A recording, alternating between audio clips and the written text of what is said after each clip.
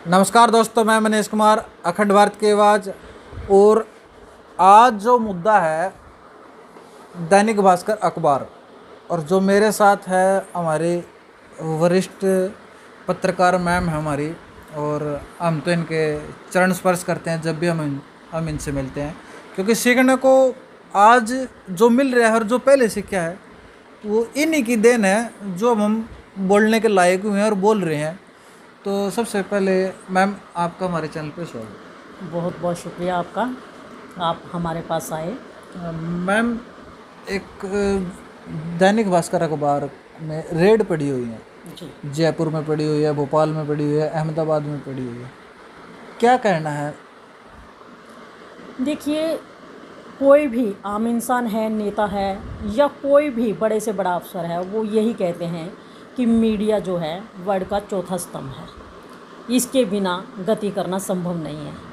और अगर इन संस्थानों पर छापेमारी की गई है तो ये सरासर निंदनीय कदम है। अगर ऐसा कुछ इन्हें आभास था कि यहाँ कुछ गलत हो रहा है तो पहले उसकी जानकारी दी जानी चाहिए थी, और उसके बाद अगर इन्हें अपनी जांच पड़ताल करनी थी, पहले अच्छे से जांच पड़ताल करते, फिर ये काम करना चाहिए था। मतलब नोटिस वगैरह दे के उनको पहले सूचित किया जाता, उनको जी, एक जी। एक जो सिस्टमेटिकली उस चीज़ को किया जाता है, ना कि सीधा रेड के माध्यम जी से। जी जी आपको भी पता है, आप भी प्रेस लाइन से रिलेटेड काम ही करते हो, आप प्रेस लाइन में लंबे समय से हो, तो आपको ये पता होगा कि एक सिस्टम होता है।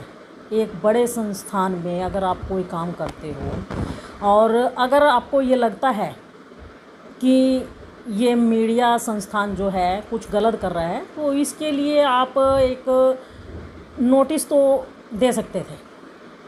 मतलब एक सिस्टमेटिकली चीज़ होनी थी, ना कि एक रेड टाइप।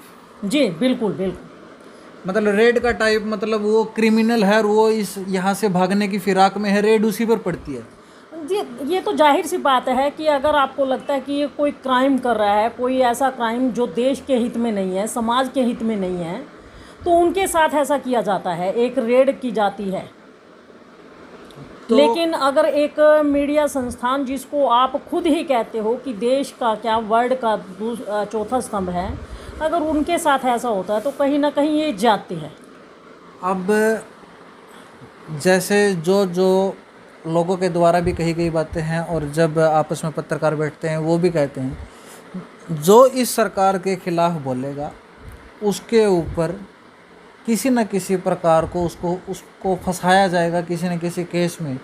तो आपको क्या लगता है, कितना ये सही है, कितना ये गलत है? आपको एक बात कहना चाहूँगी कि अभी थोड़े दिन पहले जो DPRO ऑफिस हैं, उनके द्वारा जितने भी मीडिया संस्थान हैं उनसे एक जानकारी मांगी गई थी कि ये जो जितने मीडिया पर्सन्स हैं, जितने भी मीडिया संस्थान हैं, वो कौन कौन ऐसा है जो सरकार के पक्ष में और कौन ऐसा है जो सरकार के विपक्ष में खबरें चला रहा है। तो कहीं ना कहीं मैं मानती हूँ कि मीडिया पर एक ऐसा प्रहार है कि जिसको झेल भी जाए, लेकिन उसके बाद भी उसका निष्पक्ष होना कहीं ना कहीं दुश्वार हो जाता है। असमंजस में स्थिति बिल्कुल बिल्कुल, स्थिति ऐसी है कि लोग असमंजस में हो जाएंगे, क्योंकि कहीं ना कहीं देखो, जो मीडिया कर्मी हैं, जो मीडिया संस्थान हैं, उनके परिवार हैं, रिश्तेदार हैं, समाज है और बहुत सारी चीज़ें हैं। और एक इंसान अगर निष्पक्ष होकर के पत्रकारिता कर रहा है और उसके खिलाफ अगर कोई एक्शन लिया जाता है, उस पर को गलत मतलब एक टारगेट करके, एक टारगेट के दौरान उसके ऊपर कोई कार्रवाई की जाती है, तो ये कहीं ना कहीं देश को एक ऐसे मोड़ पर ले जाकर के खड़े करने वाली बात है कि जहां पर देश का गर्त में जाना तय है। आप हमसे काफ़ी सीनियर हो मैम, पत्रकारिता में बहुत पहले आ चुके थे जी मैं आपसे जानना चाहता हूँ, जैसे आज ये दैनिक भास्कर अखबार के ऊपर रेड डली है जी। इससे पहले भी कभी किसी मीडिया हाउस पे ऐसी रेड डली थी या नहीं? क्योंकि मेरी जानकारी में नहीं है। जी देखिए, ऐसी रेड तो कभी नहीं डली थी, लेकिन यदा कदा कुछ पत्रकारों पर ऐसी कार्रवाई की गई हैं कि वो लोग मतलब लंबी सज़ा भुगतने के बाद शायद इस प्रोफेशन में दोबारा नहीं आए, या कुछ आए तो उन्हें स्टैंड लेने में काफ़ी परेशानियां हुई। जैसा कि एक बात कही जाती है कि दूध का धुला कोई नहीं होता कोई है। नहीं होता। तो मीडिया लाइन में भी कुछ ऐसे लोग होंगे, लेकिन एक इंसान को लेकर के पूरी मीडिया लाइन को टारगेट बनाना ये सरासर गलत है। ये सर अब आपकी भी मैं वीडियो रेगुलर देखता हूँ जी। अब कहीं ना कहीं पत्रकार वही होता है जो आवाज़ होती है, लोगों की आवाज़ होती है, लोगों के मुद्दे होते हैं वो उठाना, और जी। आप भी दमखम लगा के वो मुद्दे उठा रहे हो। और अब कुछ टाइम पहले जो करनाल के जो सांसद हैं संजय भाटिया जी, उनसे आपकी एक बहुत वीडियो वायरल हो रही थी जी। उसमें अच्छी खासी बातचीत हो सकती थी, लेकिन वो एक बहस टाइप उन्होंने बना दिया था और वो इसी वजह से वो वायरल हुई थी। क्या कहना है, मतलब पत्रकार अपनी मर्जी से क्वेश्चन भी नहीं कर सकता? तो मनीष जी, यहाँ मैं आपके क्वेश्चन का जवाब देने की बजाय एक सवाल आपसे ही पुट अप करूँगी। आपने वो वीडियो देखी? देखी है। आपने पूरी देखी? पूरी देखी है। तो उसमें आपको ऐसा क्या लगा कि जिस पर सांसद साहब भड़क उठे? मुझे जब कोई सच्ची बात होती है वो कड़वी होती है, वो एक्सेप्ट नहीं कर पाई उस बात को, और एक्सेप्ट ना करने से जब गुस्सा आ जाता है तो वो गुस्सा वो झलक रहा था। तो इससे कहीं ना कहीं आप मानते हैं कि वो अपनी गलतियों पे पर्दा डालने के लिए, मतलब वो बच रहे थे, अपने आप से बच रहे थे वो, मतलब अपनी गलतियों को छुपाने के लिए झल्ला रहे थे और उस झल्लाट में अपनी गलतियां छुपाना चाहते थे। एक पत्रकार के ऊपर एक प्रेशर टाइप बनाया जा रहा था कि भाई इसका ये क्वेश्चन मेरे इस गुस्से से दब जाए। तो मनीष जी देखिए, आपने वो वीडियो देखी, आपने और भी प्रेस कॉन्फ्रेंसेस हुई हैं यहाँ पर पानीपत में, सांसद साहब ने की हैं, विधायक साहब भी वहीं होते हैं, मेयर साहिबा वहीं होती हैं। तो आपने देखा होगा कि बहुत सी प्रेस कॉन्फ्रेंस में अगर कोई पत्रकार कोई जेन्युइन जायज़ सवाल उनसे पूछता है तो उनको दबाने की कोशिश। सबसे पहले वो कोई भी अखबार का नाम या किस चैनल से आए हो ये पूछते हैं सबसे पहले। तो क्या पत्रकार अपने क्वेश्चन करने से पहले उसको अपना आईडी प्रूफ दिखाना पड़ेगा? तो कहीं ना कहीं देखिए मनीष जी, चलिए मतलब हमें पत्रकारिता अब मतलब नीचे की तरफ लो लेवल पे चली गई है, अब कुछ बचा नहीं है पत्रकारिता। मनीष जी यहाँ एक बात कहना चाहूँगी, शायद कुछ पत्रकार भाइयों बहनों को ये बात जायज़ ना लगे कि आज पत्रकारिता का स्तर कुछ लोगों ने इस कदर नीचे गिरा दिया है कि उससे जो जेन्युइन पत्रकार हैं, जो मतलब अच्छा काम कर रहे हैं, जो अच्छा मतलब आगे बढ़ने की कोशिश कर रहे हैं, देश के हित में काम कर रहे हैं, उन लोगों को दिक्कतें आनी शुरू हो गई हैं। कहीं ना कहीं कुछ लोग पत्रकारिता जगत में ऐसे आ गए हैं जो मतलब इतने लो लेवल की पत्रकारिता करते हैं कि उससे ना तो देश का भला हो पाएगा, ना समाज का, और ना अपने आप का, लेकिन बदनाम जरूर हो जाएंगे। बदनाम जरूर हो जाएंगे। तो चलिए इस बात को भी हम अतिशयोक्ति नहीं मानते। ठीक है, उन्होंने चैनल का नाम पूछा, अखबार का नाम पूछा, इसमें अतिशयोक्ति नहीं है, कोई बात नहीं, पूछ लिया। लेकिन कितनी बार एक ही सवाल को कितनी बार, क्या मतलब ये नेता लोग जो हैं सारे के सारे पढ़े लिखे नहीं हैं? क्या सेंस ऑफ ह्यूमर नहीं है इनमें? अच्छा, एक चीज़ और क्वेश्चन करना चाहूँगा, चाय की रेडी लगाने वाले व्यक्ति का भी पुलिस 2 मिनट में पता लगा लेती है जी। 1 मिनट में, 2 मिनट में, 1 दिन में, 2 दिन में उनके पास सोर्स होते हैं, इन्फॉर्मर होते हैं, वो 2 मिनट में बता देते हैं। जी।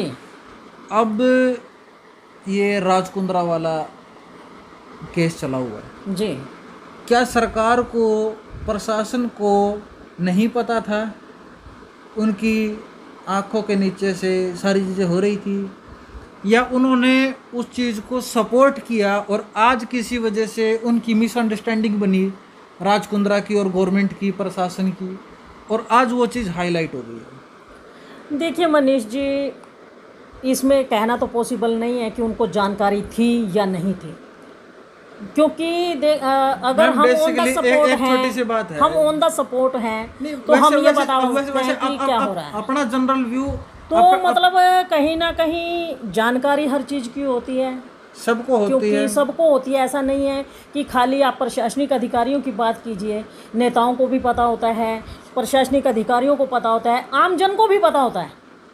लेकिन कहते हैं ना कि दूसरे की आग में कोई भी जलना पसंद नहीं करता। तो ये ऐसी ही आग है जिसमें कोई भी अपना दामन जलाना नहीं चाहेगा, तो इसीलिए लोग चुप हैं।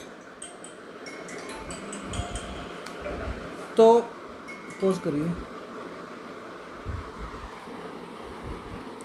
तो मैम अब आप आखिर में लोगों को क्या कुछ मैसेज देना चाहेंगे?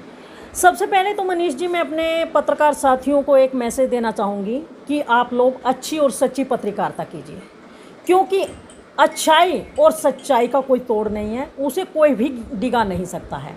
और दूसरा, मैं प्रशासनिक अधिकारी और जो नेता लोग हैं, चाहे वो किसी भी पार्टी के हैं, उनसे एक गुजारिश करना चाहूँगी कि जो लोग अच्छी और सच्ची पत्रकारिता कर रहे हैं, अगर उनका उत्साहवर्धन नहीं कर सकते तो उनका उत्साह डिगाने की भी कोशिश ना करें, क्योंकि मीडिया एक चौथा स्तंभ है, देश का, विदेश का, वर्ल्ड का, पूरे संसार का चौथा स्तंभ है। अगर ये चौथा स्तंभ गिरता है तो कहीं ना कहीं सुरक्षित आप भी नहीं हो। जब ये चौथा स्तंभ गिरेगा तो उसमें पूरा का पूरा देश जो है डगमगा जाएगा और फिर शायद अपने आप को संभालना मुश्किल हो जाए। एक मेरा क्वेश्चन छूट गया था, मैं वो क्वेश्चन कर लेता हूँ जी। ये जो सारा प्रोसेस हुआ जी। किसान आंदोलन भी चल रहा है एक साइड में जी। तो लोकतंत्र खतरे में है, अब तक किसान बोल रहे थे जी। अब पत्रकार भी बोलेंगे जी। तो इस पर देखिए, वो जो मैंने अपना लास्ट आपको आंसर दिया उसमें सारी चीज़ आती हैं कि पत्रकार ही एक ऐसा स्तंभ है जो लोकतंत्र का चौथा स्तंभ है। आम जन हो, किसान हो, नेता हो, अभिनेता हो या प्रशासनिक अधिकारी हो, सबकी आवाज़ को उठाने का काम करते हैं और जहाँ कुछ गलत होता है उस गलती को सुधारने के लिए सामने वाले को अग्रसर करते हैं कि इस गलती को सुधारिए। तो अगर उन्हीं को दबाव में काम करना पड़ेगा तो शायद लोकतंत्र अब तक तो खतरे में था, ख़त्म भी हो जाएगा, लेकिन कहीं ना कहीं ख़त्म भी हो सकता है। ख़त्म भी हो सकता है। तो अभी जैसे हमारी जो रमा मैम है, इंडिया की दहाड़ से मैम हैं, और मैं तो इनका बहुत रिस्पेक्ट करता हूँ क्योंकि इनसे बहुत कुछ सीखने को मिलता है। इन्हीं से ही मैं कह रहा हूँ जो थोड़ा बहुत जो बोलना आया है, वैसे इतना बोलना नहीं आता मुझे, जो भी सीख रहा हूँ और आने वाले समय में भी जो सीखूँगा तो अपने सीनियर से सीखता है आदमी, कहीं और से नहीं सीखता है। तो मैम का आशीर्वाद है और ऊपर वाले का आशीर्वाद है और घर वालों का आशीर्वाद है, उनकी वजह से सब कुछ चल रहा है। तो मैं ये वीडियो कहूँगा कि अपने लिए नहीं, सभी पत्रकार साथी इस वीडियो को आपस में इतना शेयर करें कि प्रशासन और मंत्री सभी इस वीडियो को देखें और सोचने पर मजबूर हो जाएं। तो इस वीडियो के साथ ये वीडियो मैं यहीं पे समाप्त करना चाहूँगा। जय हिंद, जय हरियाणा, जय भारत।